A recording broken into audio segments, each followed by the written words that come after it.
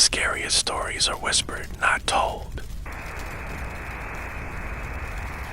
They say working nights messes with your head. I didn't believe it, not really, until I started seeing faces in things that shouldn't have had faces. This job was supposed to be easy. A security gig at a bankrupt pizza arcade called Felix's Pizza Fun Zone, where the only threats were cockroaches and nostalgia. Just me, a desk, and a bunch of cameras watching over a stage of rusting animatronic mascots from the 80s. I was hired on the spot. The guy interviewing me barely looked up from his phone.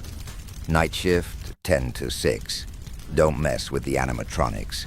Cameras are up. Don't let anyone in. Don't quit without notice. I should have asked more questions, like why the employee turnover was so high, or why there was a padlock on the inside of the emergency exit, but I needed the cash. Felix's looked like every other has-been pizza palace. Sitke floors, faded murals of dancing cartoon animals, and a stage that hadn't seen kids in over a decade. The cast stood frozen beneath a cracked spotlight. Felix the Fox, bright red fur, party hat, grinning snout, Melody Mouse, big ears, sparkly dress, always holding a microphone. Bongo Bear wore sunglasses and a vest, posed mid-drum solo. Giggles the Gator, the least loved, a chipped tooth, never smiled. Each one looked wrong, not just old, dead-eyed, office, like something wearing a skin that wasn't theirs. Still, I got through night one, easy. Checked cameras, played phone games. The worst scare was the soda machine eating my last dollar. Journal entry number 1, March 12th. Entry 1, they told me it'd be quiet, just me and the stage. But last night, Melody turned her head. I swear to God, I turned around, and she was facing me. The others didn't move. Just her. This job's messing with me. Or something else is. I thought it was a prank. But there were more pages. Night 2 started with a surprise delivery. Around 1:30 a.m., a semi-truck rolled up to the back dock. No notice, no driver name, just 3 black crates sealed with caution tape and labeled Property of Excel Tech Corp. Do not activate until programmed. I signed the form. The delivery guys didn't speak. They wheeled the crates in, bolted without a word. No one had warned me. The crates were enormous, the kind used to ship motorcycles. I stored them behind the curtain, off stage, but even without opening them, I could feel the weight inside. Not just physical, like something was watching me from inside the metal. I went back to my post.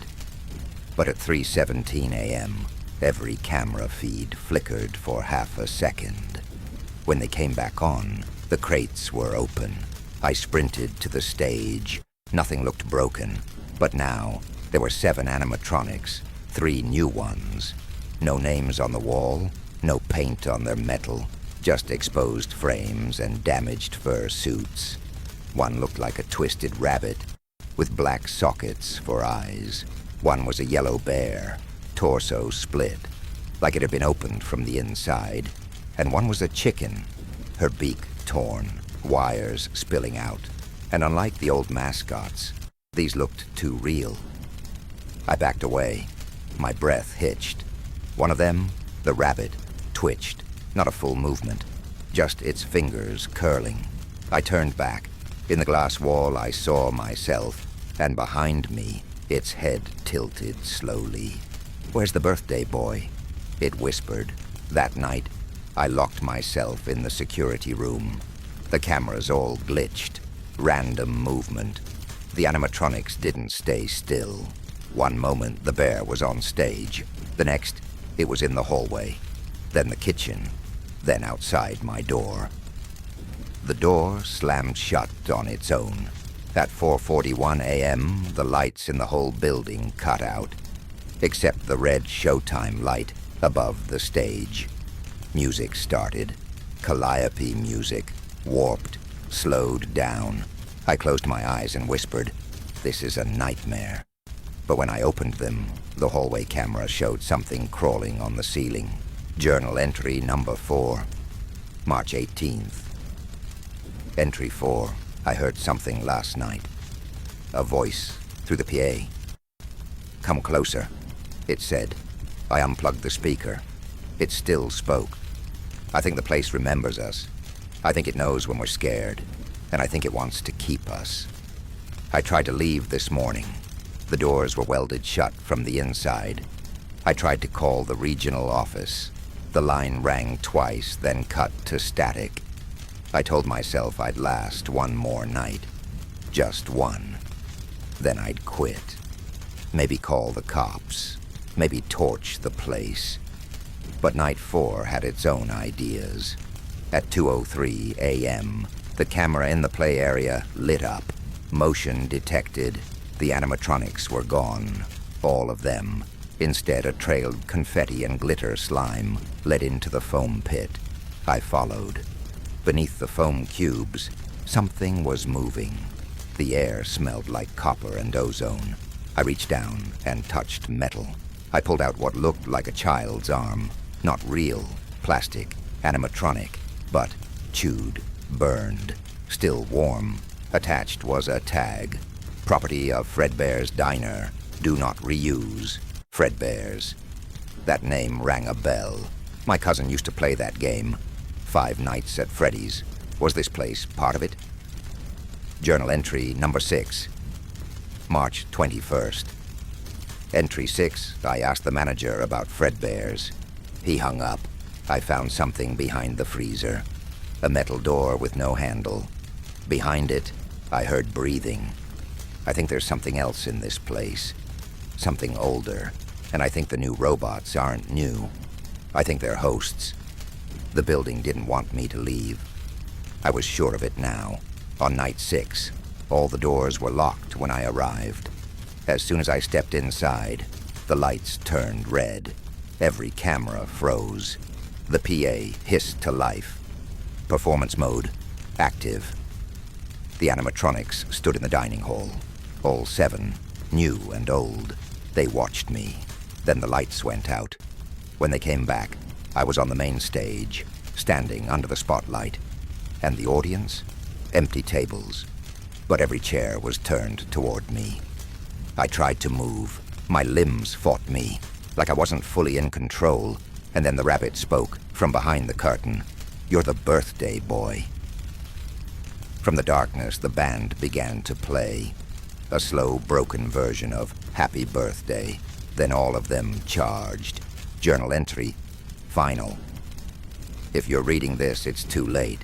Don't let them finish the song. Don't answer when they say your name. And don't trust the mascot. He's not a fox. He's what came before. See, I found the control room behind a panel in the arcade. Inside were blueprints. Old ones. For animatronics. Not just mechanical, but biological integration diagrams. Like someone had been trying to merge flesh and machine. A note on the wall. Transfer complete. Subject 5, Felix. They had uploaded people, or parts of them, and stored them in the machines. A screen flickered on. One word displayed. Stay. I escaped through the vent system. I don't remember how. I blacked out halfway through. I woke up at home. The police said the building was condemned. An electrical fire had gutted it. No record of employees. No ownership data. No surviving footage. But then I got a package. No return label. Inside was a birthday hat. Red. Covered in dust. And a speaker box. When I pressed play, a familiar voice croaked out. "Where's the birthday boy?" It was just supposed to be a paycheck. That's all it was. One more night job to fill the gap until I could find something better. I've worked security gigs for years. Empty warehouses, storage units, office parks. Graveyard shifts are boring, sure, but they're also easy.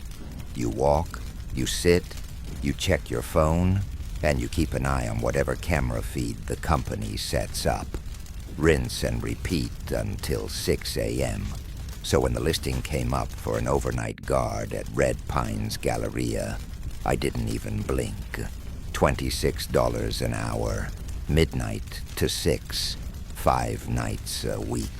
I figured maybe I'd get to nap in a security booth somewhere, or scroll through TikTok while occasionally checking to make sure no teenagers were tagging the old food court. What I didn't know, what no one told me, was that the mall had been closed for over a decade, or that the entire lower level had been sealed off for reasons no one wanted to explain. I arrived a few minutes before midnight on Monday. A guy in a gray maintenance uniform, heavy-set, early 50s, met me at the back loading dock. He introduced himself as Marty and walked me through the protocol. "Just stay upstairs," he said. "Do your rounds every hour on the hour. Use the radio to check in at 2 and 4 a.m. If you hear anything from below, ignore it." I laughed. I thought he was joking. He wasn't. Marty handed me a ring of keys and a handheld radio, then gestured to the heavy steel doors that led to the bottom floor. "Don't unlock these, no matter what." I asked what was down there. He paused for a long time. "Storage now, that's all. Just storage." But his eyes didn't match his tone. The mall had once been a big deal. Multi-screen theater, arcade, the works. Now every storefront was empty. Plastic food trays still sat on some of the tables in the food court, like whoever ate there just stepped away for a second. At 1 a.m., while walking near the old shoe store, I heard something faint from below, a scraping noise, then a low thud. But I remembered what Marty said. Ignore it. So I did. By the third night, I was already getting uneasy. There's something wrong about being alone in a massive space like that. Too much echo, too many shadows. Sometimes it felt like the mall itself was breathing. I just sat down in the security booth at 3 a.m. when I heard it. It came from under my feet, near the stairs leading to the basement level. I got up, walked slowly toward the top of the steps, and stopped. The scratching grew louder. I shone my flashlight down. The lower floor was cloaked in darkness. The sealed doors were still there, locked with a thick chain. But something was on the other side. Tap, tap, tap, 3 gentle knocks. I backed away. I didn't mention it during my 4 a.m. radio check-in. I wasn't even sure what I would have said. "Hey, Marty, the dead mall you told me to avoid? Yeah, something's knocking to get out." The mall hadn't had power for years, at least not officially. Only the security booth and cameras had limited electricity through a generator, or so I thought. But sometime after 2:30 a.m. on Thursday, I noticed something that made my stomach drop. The escalator was running. I swear to God, it was moving, though slow, jerky, but unmistakably on. The soft mechanical hum echoed through the atrium. I stood there, frozen. Then all at once, it stopped. The lights above it flickered, and then I heard breathing, not mine. From below, I went back to the security booth and rewound the camera footage. The system had 4 working feeds: entrance, west wing, food court, and escalator. Around 2:14 a.m., the feed for the escalator picked up motion. I leaned closer. Something moved across the bottom of the screen. Something pale, almost human-shaped, but too thin, too jerky. Its arms were long, unnaturally so, and it dragged something behind it. Then the feed glitched. When it returned, nothing was there. Just the still escalator and an empty hallway. I didn't sleep that morning. Friday night, final shift of the week. I was counting down the hours, promising myself I'd never come back. The mall felt colder, like the temperature had dropped 10 degrees since I got there. At 1:46 a.m., I decided to check the food court. That's when I noticed the door, the basement door. It was open, not all the way, just an inch. But the chain was undone, the lock on the floor. I didn't hear it unlock. I didn't hear it move. I approached slowly. My flashlight trembled in my hand, and then I heard it, a voice whispering my name. Jake. So soft, I thought it was in my head. Jake, come down. I turned and ran. I called Marty at 2 a.m. and told him everything. He wasn't surprised. He told me to leave immediately. He told me I should never have taken the job. When I asked why, he finally explained. 20 years ago, that basement was a testing center. A what? A testing site. Some pharmaceutical lab rented it out. Did unofficial trials on unhoused people.